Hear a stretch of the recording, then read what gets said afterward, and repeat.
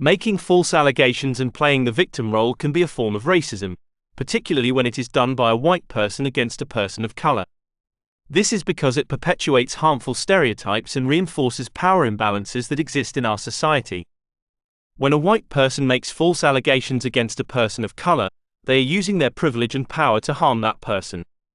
This is because historically, people of color have been more likely to be falsely accused and unjustly punished for crimes they did not commit, while white people have been able to escape consequences for their actions. By making false allegations, a white person is perpetuating these harmful stereotypes and reinforcing power imbalances that exist in our society. Playing the victim role can also be a form of racism when it is used to deflect responsibility for one's actions and to avoid accountability for harm caused to others.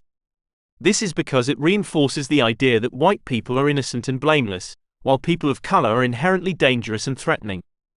This is a harmful and false stereotype that has been used to justify acts of violence and discrimination against people of color throughout history. In the case of the Bellevue worker in the city bike fight video, her false allegations and victim role are particularly damaging because they perpetuate harmful stereotypes about young black men. By claiming that she rented the bike and was the victim of theft, she is deflecting responsibility for her own actions and painting the young black man as a criminal. This reinforces harmful stereotypes about black men as being inherently dangerous and criminal, which has led to unjust treatment and violence against them throughout history. Racism is a pervasive problem in our society that affects people of all races, ethnicities, and backgrounds. It is a social construct that has been used to oppress and discriminate against groups of people based on their skin color or cultural background.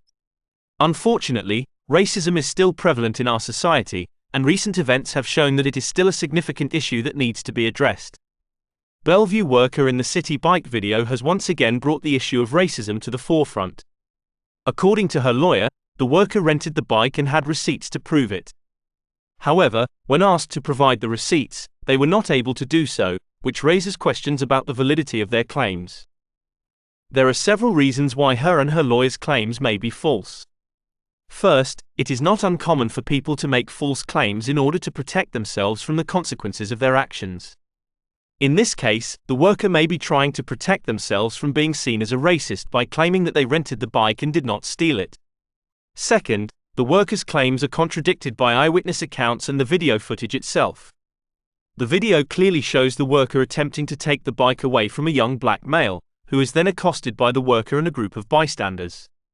Eyewitnesses have also reported that the worker was using racial slurs and making derogatory comments towards the young black male. Third, the worker's claims do not make logical sense. If the worker rented the bike, why would they be so aggressive in trying to take it away from the young black male? Furthermore, if they had the receipts to prove that they rented the bike, why did they not provide them when asked? What happened in the city bike video is a clear indication of the systemic racism that exists in our society. Racism is not just about individual acts of discrimination, but also about the systems and structures that perpetuate it.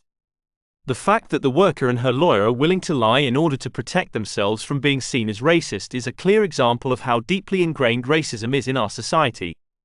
It is important that we continue to hold individuals and institutions accountable for their actions and work towards creating a more just and equitable society for all.